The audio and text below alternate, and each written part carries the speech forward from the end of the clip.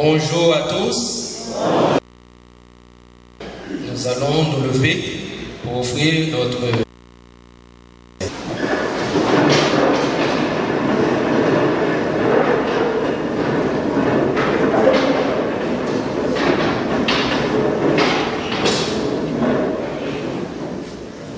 Au nom du Père et du Fils et du Saint-Esprit. Seigneur Jésus, nous te disons merci pour ta présence, car tu as dit, là où 2 ou 3 sont réunis en ton nom, nous savons que tu es là. Nous voulons te magnifier et te glorifier à travers ce chant de la création.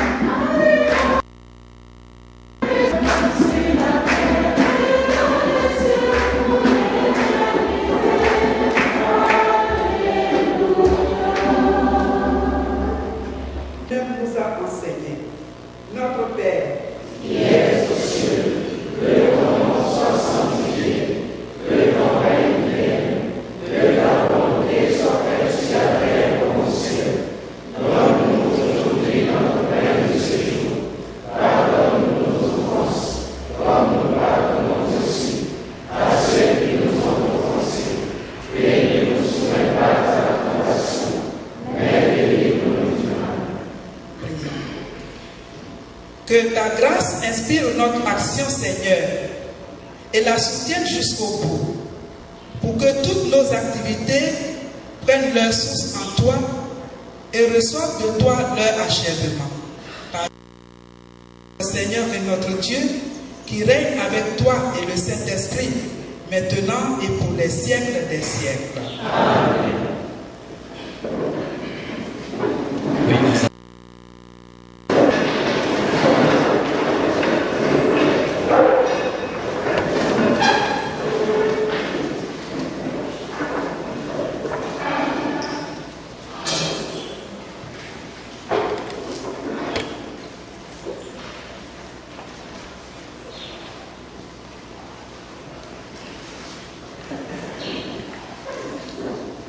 Cher frère Joseph Fukuimana, directeur général du CENAF Institut, chers membres de l'administration et du personnel, chers professeurs, chers frères et sœurs responsables de communauté, chers invités, chers étudiantes et étudiants, bonjour. Bonjour. Au nom de l'administration du CENAF Institut, Je vous souhaite la plus cordiale bienvenue à cette cérémonie de rentrée académique à Kwaba, comme on dit ici en Côte d'Ivoire.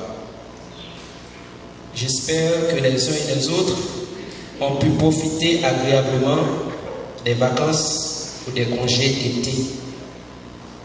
Ceux qui n'ont pas eu de congé, nous espérons quand même que la santé a été au rendez-vous.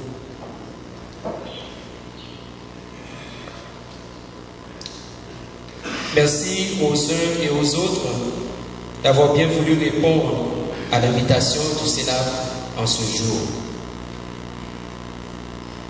Depuis le mois de juillet, certaines nominations ont été effectuées au sein de l'administration du Sénat Institut.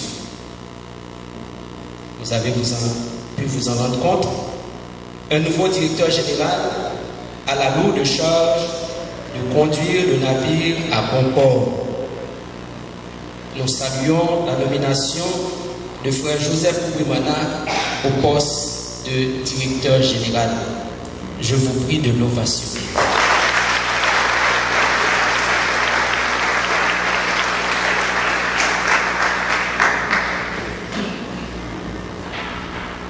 Le frère Rodrigue Topin, responsable des stages durant l'année académique 2014-2015, devient, depuis le mois de juillet, directeur adjoint et directeur des études à l'ISSPR.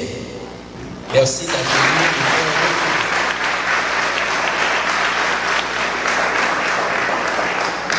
Alors, j'aimerais que le frère Rodrigue se mette debout pour qu'on puisse le voir et l'applaudir au micro. Tout le monde connaît le directeur, non? Oh, frère Joseph, pardon.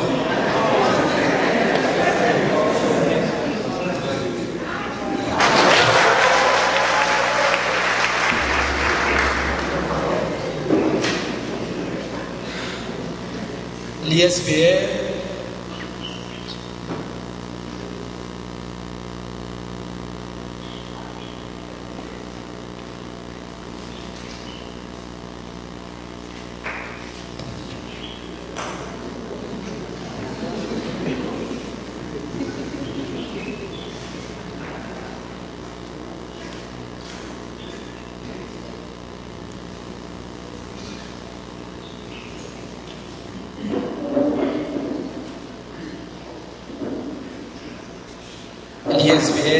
a lui aussi connu des changements. La sœur Germaine Touti, qui a enseigné la vie religieuse au CELAF durant quelques années, a été nommée coordinatrice des études en remplacement de la sœur Virginie. Alors, sœur Germaine, nous applaudissons.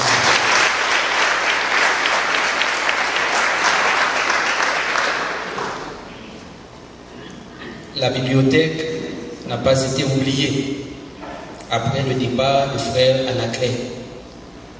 Nous accueillons le nouveau directeur, un ancien du CELAF, le frère Julien Ratsim Bazafi. Frère Julien.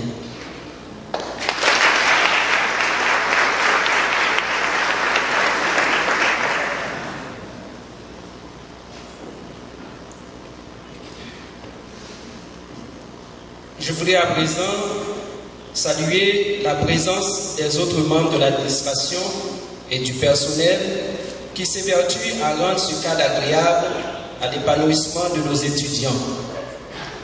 Vous aurez l'occasion de les voir de près et de les ovationner dans quelques instants. Ils sont fidèles au rendez-vous et vous le verrez dès lundi. Certains sont parmi nous dans la salle.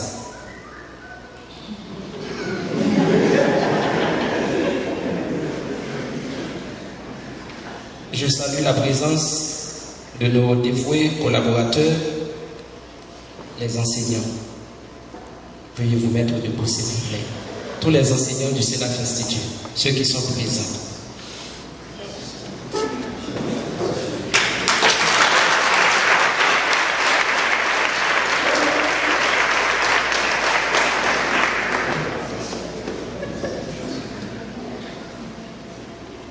nos jeunes ont besoin d'être encadrés, soutenus, motivés.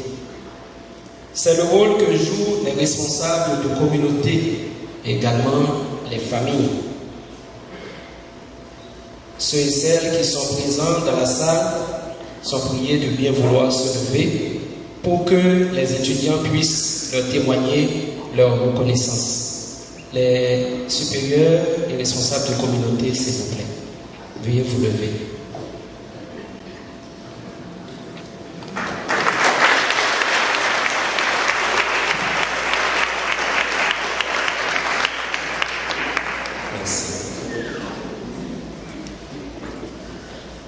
Après avoir obtenu leur diplôme, certains étudiants sont partis pour la mission pour faire leur titularisation. De nouveaux étudiants nous sont arrivés de divers horizons pour se lancer vaillamment dans l'aventure intellectuelle. Les anciens étudiants, ceux qui sont en 2e et 3e année, faites comprendre aux nouveaux que vous êtes contents de les voir, contents de les accueillir ici au Sénat. Les nouveaux, ceux qui viennent d'arriver au CAFO, à l'ISVR, à l'ISSVR, veuillez vous mettre debout.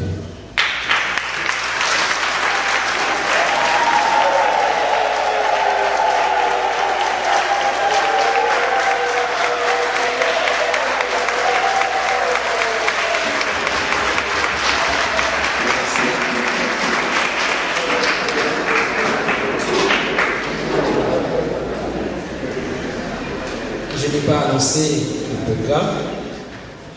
Alors, il se présente comme suit. Donc, je viens de faire les présentations. Nous allons, dans un second moment, écouter 2 allocutions. D'abord, celle de frère Joseph Ouimana, le nouveau directeur général, et celle aussi de père Ambroise Kofi, qui vient de nous arriver, qui est supérieur de la conférence des supérieurs majeurs de Côte d'Ivoire. Il en est le président. Dans un 3e moment, je présenterai les membres de l'administration. Je donnerai également quelques consignes. Et pour finir, nous écouterons la leçon inaugurale qui nous sera donnée par un professeur, le père Mathieu Ndomba. Je passe donc la parole au frère Joseph, directeur du CEDAF Institut.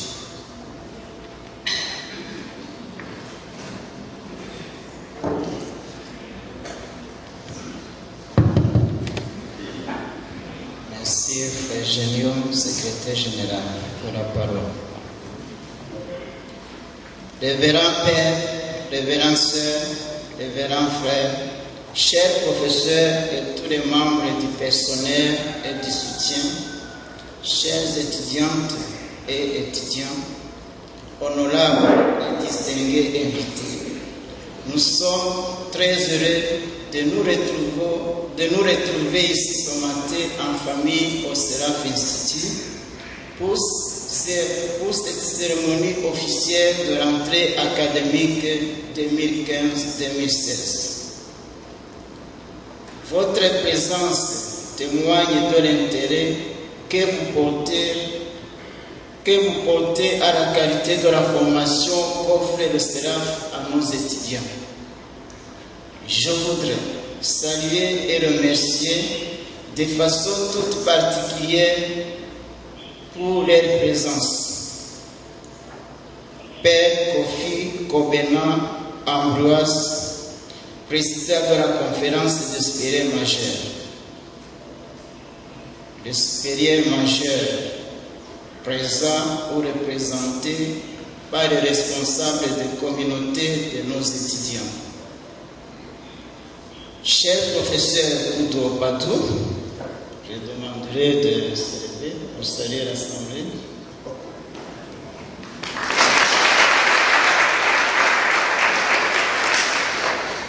Il est président du conseil scientifique du CERAF pour cette année et enseignant. Professeur Jean-Baptiste Congué, nouvel enseignant au CERAF, je l'ai appelé hier à 23h, il est un peu souffrant, mais il a voulu bien être parmi nous. Frère Rodrigue Éthiopen, Sœur Germaine Toti, Frère Juliet, merci d'avoir accepté la nouvelle charge au sein de l'administration du CERAF et Institut. Chers étudiants, l'administration du CERAF et l'ensemble du personnel enseignant sont disposés à vous accompagner dans votre formation en vue d'une Afrique nouvelle.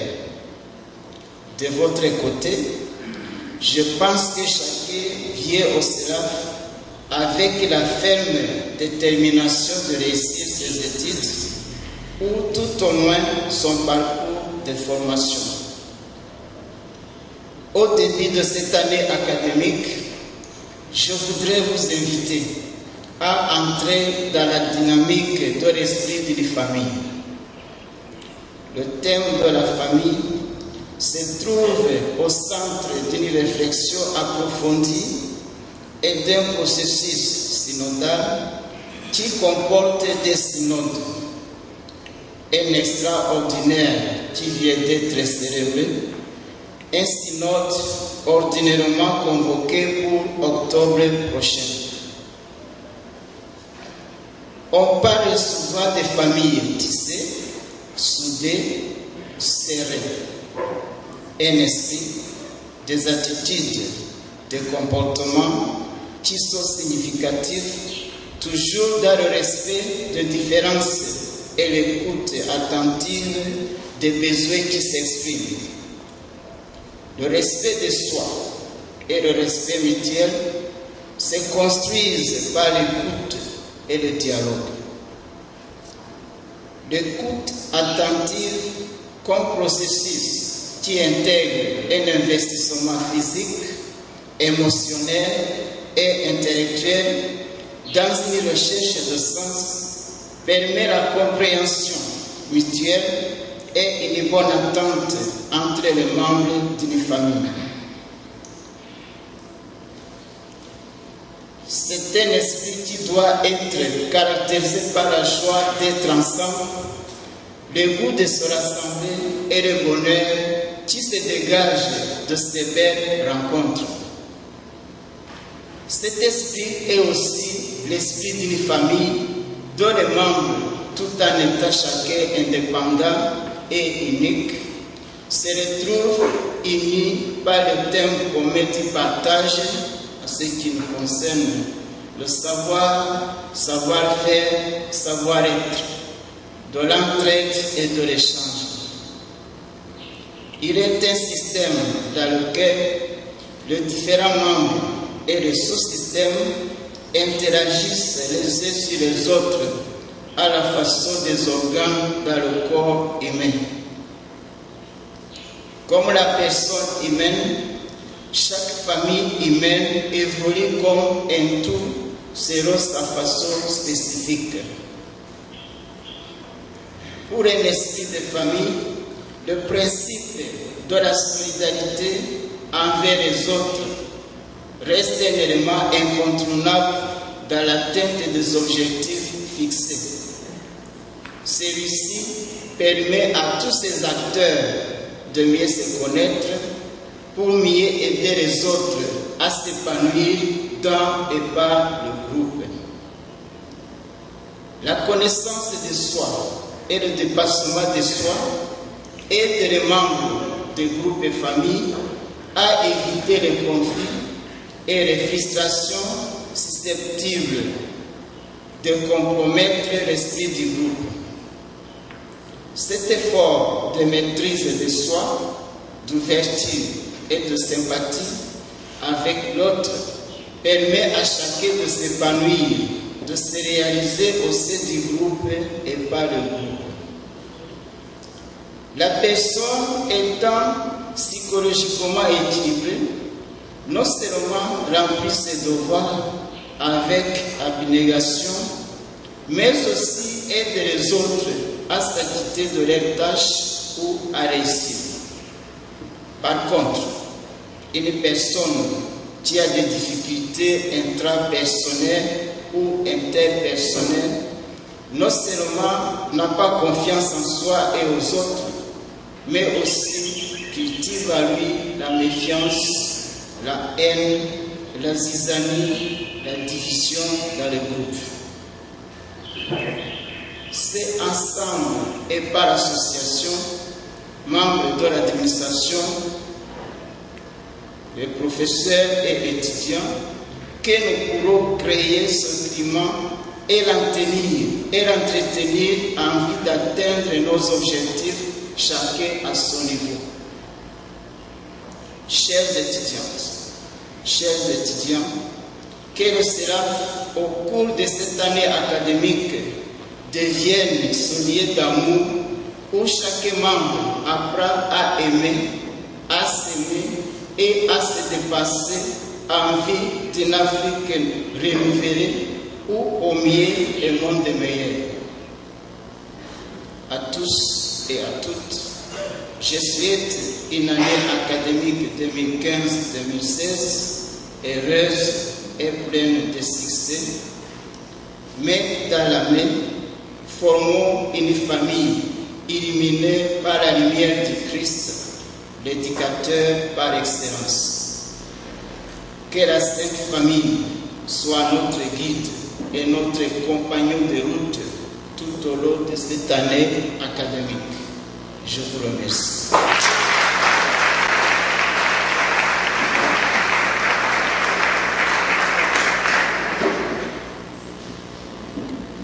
Merci Frère Joseph pour ces mots forts.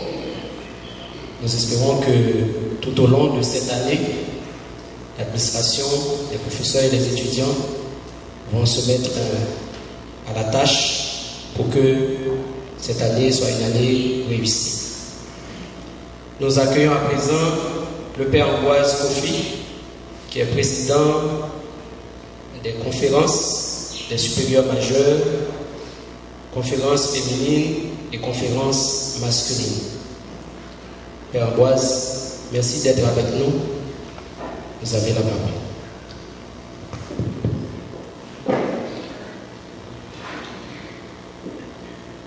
Monsieur le directeur général de la Institut, révérend Père, révérend frère, révérend sœur, honorables et distingués professeurs, chers étudiants et étudiantes, je voudrais, au nom de nos conférences supérieures majeures, exprimer notre gratitude à tous les religieux et religieuses, à tous les responsables de cette institution pour les efforts inlassables consentis, la formation de nos jeunes frères et sœurs. Je suis là ce matin pour redire de vive voix cette gratitude et surtout les encourager à persévérer dans cette noble tâche. Nous sommes conscients de ce qu'ils sont pour nous et de ce qu'ils font pour l'Église de Côte d'Ivoire et surtout l'Église d'Afrique. Quant à vous, étudiants et étudiantes, je voudrais également vous exprimer le chaleureux salut ou la salutation de tous les supérieurs majeurs qui sont ici en Côte d'Ivoire. Ils sont de cœur avec vous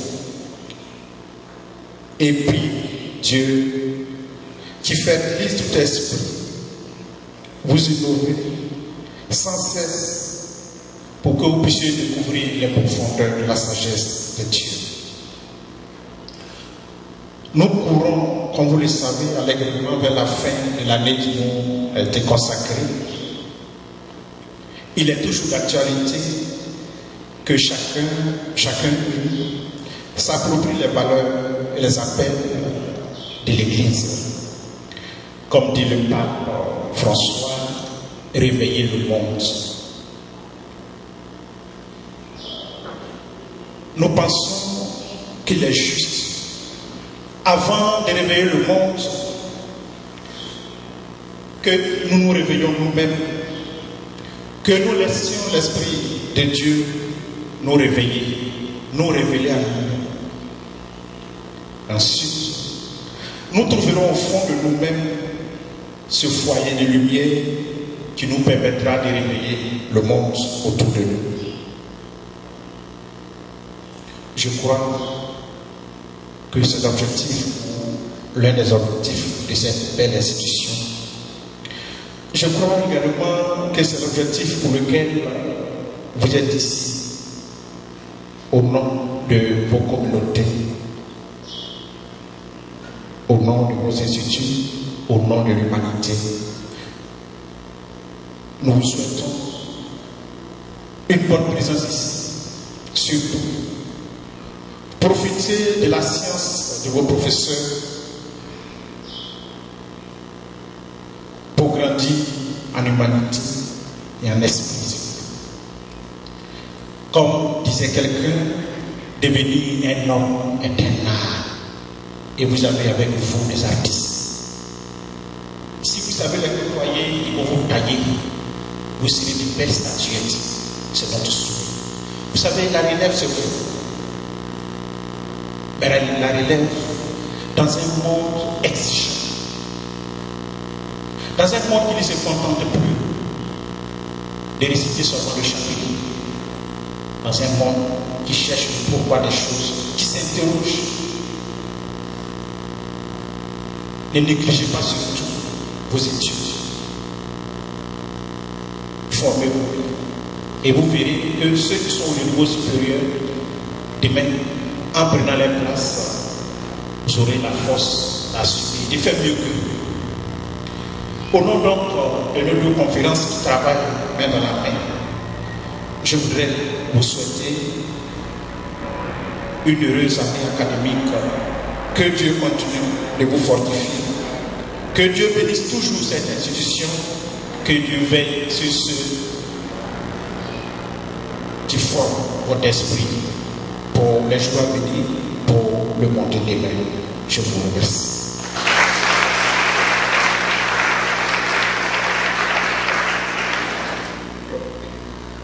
Père Ambroise, je voudrais vous rassurer que nos étudiants,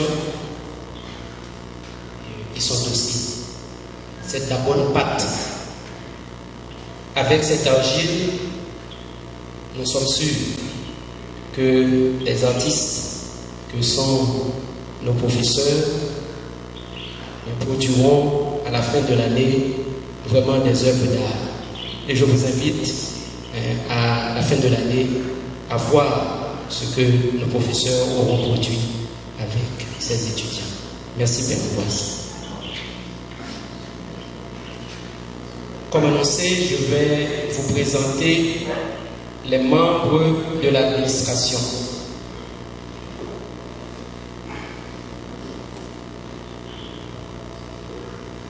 À ma droite, le frère Alexis, qui est directeur du CAFOP. Frère Alexis.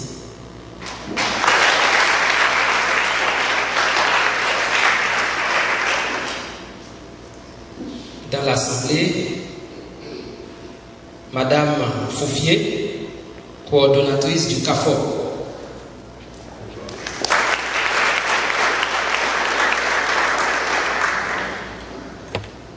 Le secrétariat, nous avons 3 secrétaires. La secrétaire administrative, au niveau de la direction, la sœur Judith Olempio.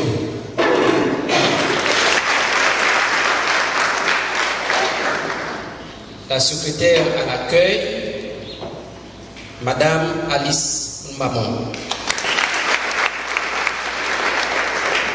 La secrétaire académique, vous aurez affaire à elle, parce qu'elle connaît tous les dossiers, Madame Célestine Kanchi.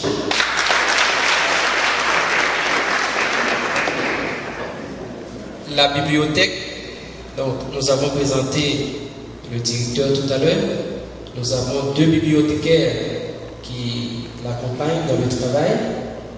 Madame Béatrice Kobena, Mademoiselle Béatrice Kobena.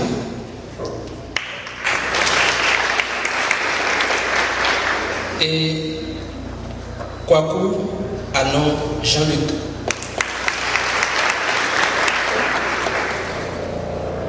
Le service informatique, vous voyez bien, il est là, en même temps que audiovisuel, de M. Fofana.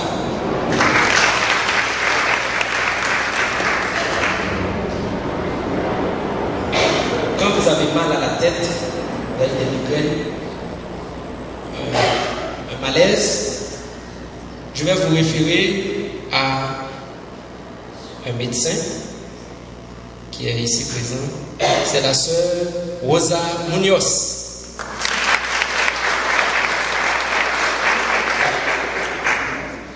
Le service de reprographie, c'est Jules Dabiré, malheureusement, il doit être à la reprographie là-bas. Vous le connaissez bien. Les étudiants, vous aurez l'occasion de le côtoyer. Il y a aussi les 2 garçons qui entretiennent la propriété et qui le font très bien. Barnabé et Xavier. Vous ne le voyez pas, mais ils sont en train de préparer pour vous.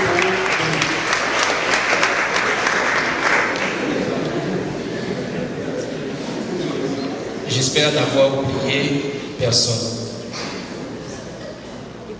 Alors, si j'ai oublié personne, la sœur Thérèse Kasuki, qui est directrice déléguée de l'ISVR. Sœur Thérèse.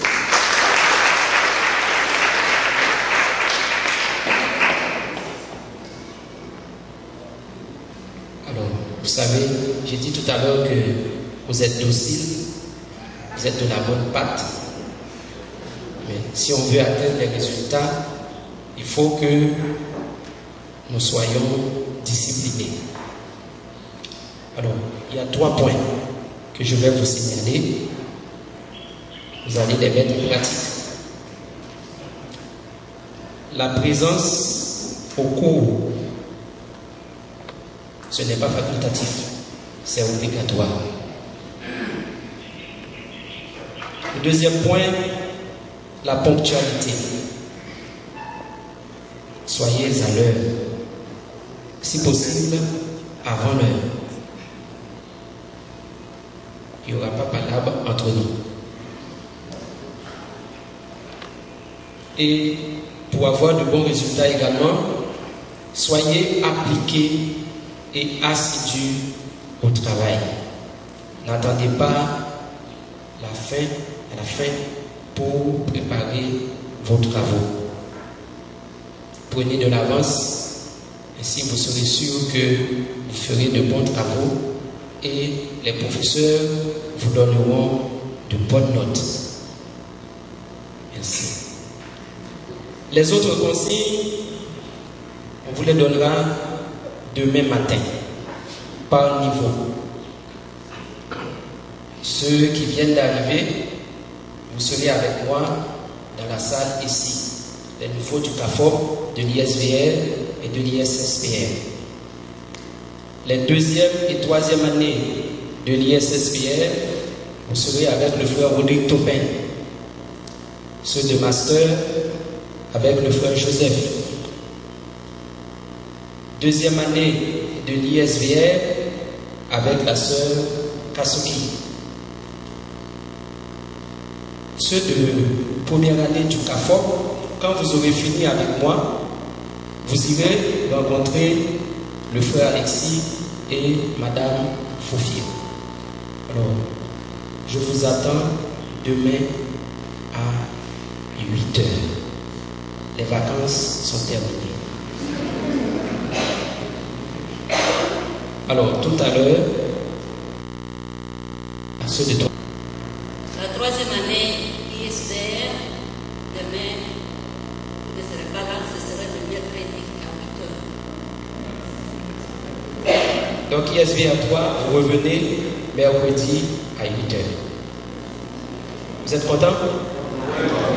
Merci. Alors, nous passons au 4e moment.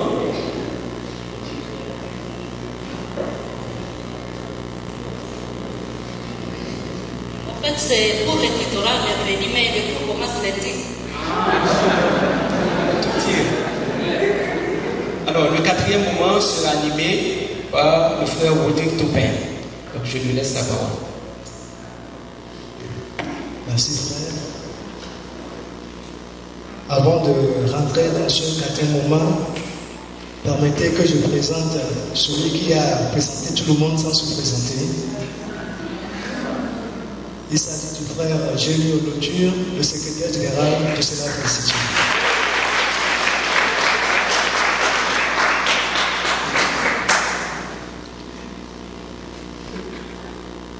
Je vois des étudiants bavés d'impatience parce que l'attente pour eux semble insupportable.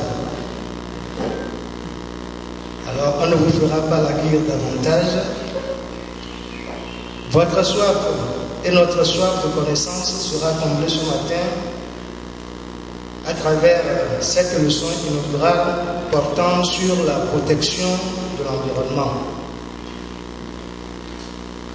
Le thème de la protection de l'environnement est devenu le fond de commerce de toutes les entreprises humaines, politiques, scientifiques, économiques, religieuses, et sais-je encore.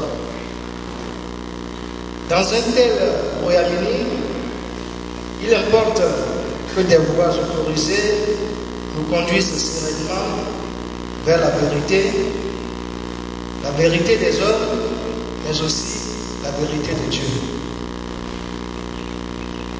C'est cette vérité enseignée par le pape François dans son encyclique Laudato Si, loué sois-tu, que le conférencier veut décliner de manière plus compréhensible pour nous aujourd'hui. Qui est le conférencier? Le père Mathieu Tomba est prêtre de la Compagnie de Jésus de nationalité congolaise, Congo-Brazzaville, pour préciser. Docteur en théologie morale, option éthique sociale, il enseigne à l'ITCJ et au CERAP. Le père est reconnu pour la profondeur de ses retraites et conférences. Il nous surprendra sûrement ce matin. Père, vous voulez bien prendre la parole et nous surprendre.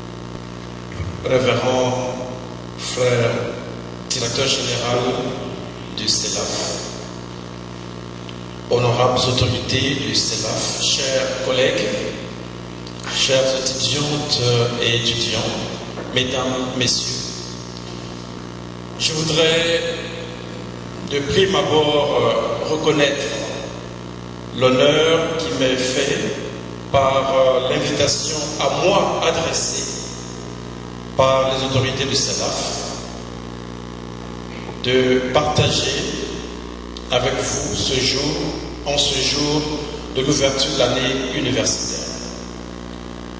Je dis merci aux autorités du CELAF,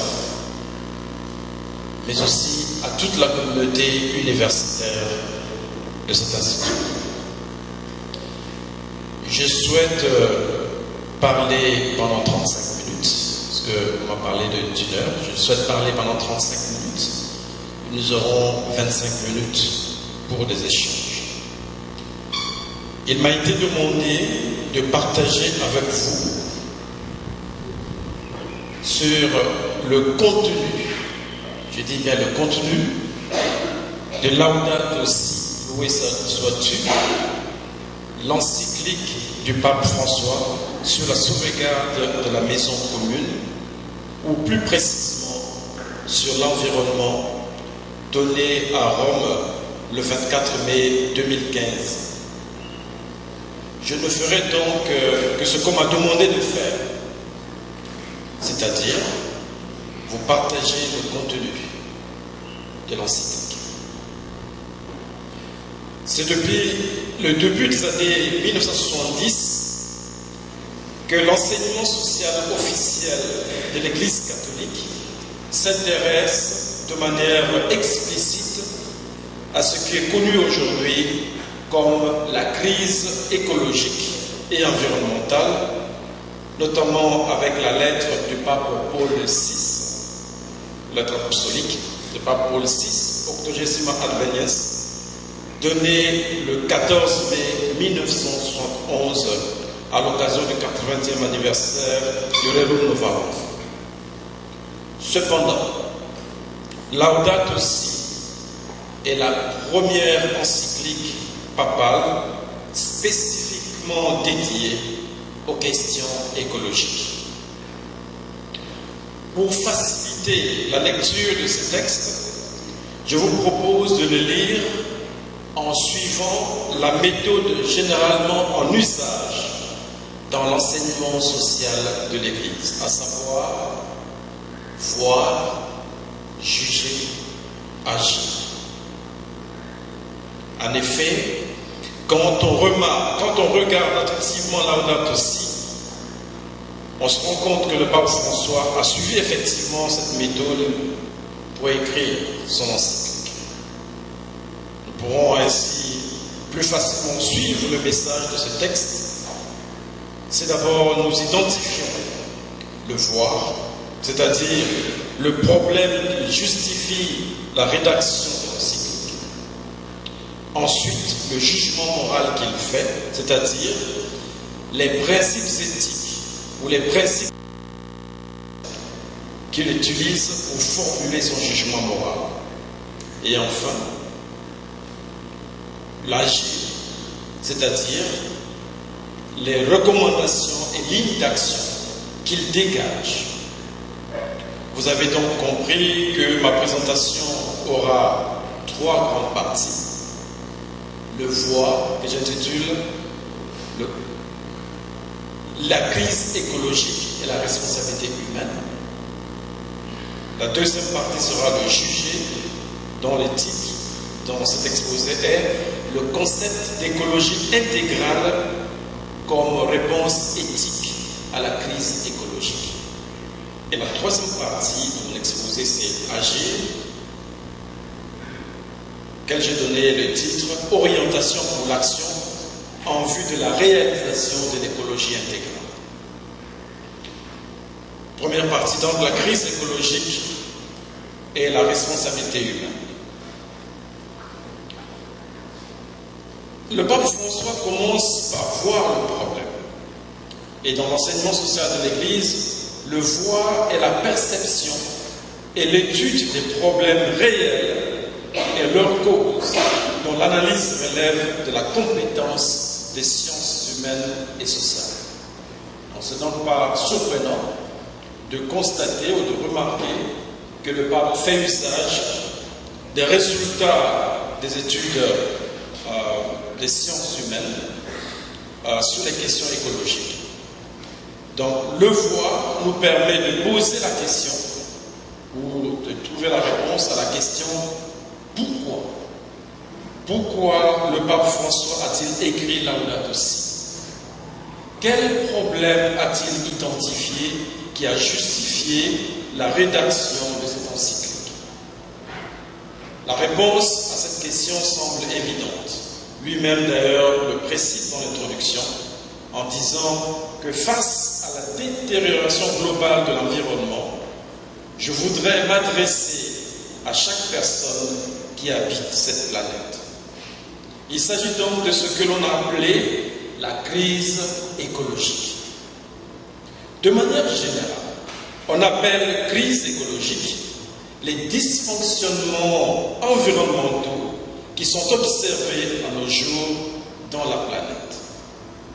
Comme on le verra, cette définition va s'avérer insatisfaisante pour le pape ou pour la compréhension que François a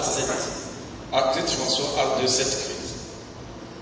En effet, le pape François ne limite pas la crise écologique aux phénomènes environnementaux. Il étend aux phénomènes sociaux. La crise écologique pour François s'exprime à travers la pollution, le réchauffement préoccupant du système climatique, l'augmentation des événements météorologiques extrêmes, l'épuisement de ressources naturelles, dont l'eau, considérée comme indispensable à la vie humaine, la perte de la biodiversité avec la disparition des forêts et de milliers d'espèces végétales et animales, la détérioration de la qualité de la vie humaine, etc. Comme on peut le constater, et contrairement à ce qu'on lit souvent dans les textes portant sur la question écologique, le pape François, dans son analyse de la crise écologique, constate ou ajoute la détérioration aussi bien de l'environnement naturel que de l'environnement humain. Pour lui, en fait, on ne peut pas adéquatement affronter la dégradation de l'environnement naturel sans faire attention aux causes de la dégradation de l'environnement humain, c'est-à-dire la dégradation humaine et sociale. L'extension de l'écologie sur les humains se justifie par le fait que l'être humain est aussi une créature de ce monde qui a le droit de vivre et d'être heureux et qui de plus a une dignité éminente. Nous ne pouvons pas ne pas prendre en considération les effets de la dégradation de l'environnement, du modèle actuel de développement et de la culture du déchet sur la vie des personnes. Les questions de la pauvreté et de l'injustice font donc partie intégrante de la question écologique, selon le pape François. Devant cette crise écologique, les réactions dans le monde sont plutôt timides à cause du fait que la politique se soumet souvent au pouvoir de la technologie et de la finance. Pour le pape François, c'est la personne humaine qui est responsable de la crise écologique. Cependant, avant d'affirmer la responsabilité humaine dans la crise, il relève le fondement biblique ou judéo-chrétien de la motivation pour défendre l'environnement. Le point de départ de son analyse du fondement de la motivation pour la défense de l'environnement dans la théologie, c'est la théologie de la création. C'est le point de départ. Cette théologie de la création révèle non seulement la dignité de la personne humaine, créée à l'image et à la ressemblance de Dieu, mais aussi la valeur de la création devant Dieu. Le récit biblique de la création invite à cultiver, dans le sens de défricher ou de travailler, la terre, et de garder, dans le sens de protéger, de sauvegarder, de préserver, de soigner la terre. La terre, dans le récit biblique, appartient à Dieu. Ceci suppose un usage responsable qui implique le respect des lois de la nature et les délicats équilibres entre les êtres de ce monde et la reconnaissance que les autres êtres vivants ont une signification et une valeur propre devant Dieu, et par leur simple existence, ils bénissent Dieu et lui rendent gloire. C'est le respect de cette valeur de la création ou des créatures qui conduit à un usage ordonné des choses. Ce serait donc erroné de penser que les autres êtres vivants doivent être considérés comme de purs objets soumis à la domination arbitraire de l'homme. Chaque créature a une fonction. C'est une conviction du pape qu'il tire de la tradition judéo-chrétienne. Chaque créature a une fonction. Aucune créature n'est superflue. Aucune créature n'est hors de la manifestation de Dieu. Cependant, le pape précise que cette considération de la valeur des créatures ne signifie pas que tous les êtres vivants sont égaux, ni ne retire à l'être humain sa valeur particulière. Il y a des questions sous-jacentes à cette observation du pape. Peut-être on pourra y revenir dans les échanges. Cela ne suppose pas non plus une divinisation de la terre. La considération de la valeur de tous les êtres vivants renforce plutôt l'idée de communion universelle, qui est une communion qui n'exclut rien ni personne, qui considère aussi bien tous les êtres vivants, les humains comme les autres êtres vivants. De par cette communion, toute approche écologique doit incorporer une perspective sociale qui prenne en compte les droits fondamentaux des plus défavorisés sur la base de la destination universelle des biens de la terre qui définit l'usage chrétien du droit à la propriété privée. La racine de la crise écologique pour le pape est humaine. Il le place dans le paradigme technologique et dans l'irresponsabilité humaine. Le pape commence par reconnaître les bienfaits de la science et de la technologie. Il souligne ensuite le terrible pouvoir de la technoscience. C'est un pouvoir sans la garantie de son bon usage. Le pouvoir de la technoscience peut être mal utilisé et il a déjà été, on peut se rappeler de l'usage de la bombe atomique pendant la Deuxième Guerre mondiale. L'homme moderne peut toujours mal utiliser le pouvoir de la science parce qu'il n'a pas reçu l'éducation nécessaire pour faire un bon usage de son pouvoir dans la mesure où l'immense progrès technologique n'a pas été accompagné d'un développement de l'être humain en responsabilité, en valeur, en conscience. La domination du paradigme technologique est en partie responsable de la crise écologique. Le pape demande donc de se libérer de ce paradigme afin de limiter la technique et de l'orienter pour qu'elle soit au service d'un progrès plus sain, plus humain, plus social, plus intégral. Ainsi, une révolution culturelle, puisque nous tous nous sommes pris par ce paradigme technologique, une révolution culturelle s'impose comme réponse à la crise écologique. Une telle révolution a pour point de départ une compréhension adéquate de la personne humaine. Une compréhension adéquate de la personne humaine. En effet, une anthropologie inadéquate conduit à une conception erronée de la relation entre l'être humain et le monde. Au lieu d'une compréhension de l'homme comme Seigneur, il faut plutôt une compréhension de l'homme comme administrateur responsable de la création. Ainsi, il n'y a pas d'écologie sans anthropologie adéquate. Une anthropologie inadéquate peut conduire à un anthropocentrisme dévié, et il parle à plusieurs endroits d'anthropocentrisme dévié. Encore, il y a plusieurs questions sous-jacentes à cette expression. On pourrait y revenir pendant les échanges. Donc, une anthropologie inadéquate peut conduire à un anthropocentrisme dévié où l'homme se met au centre en se donnant la priorité absolue sur les intérêts de circonstances. Une telle absolutisation de l'homme conduit à la culture du relativisme.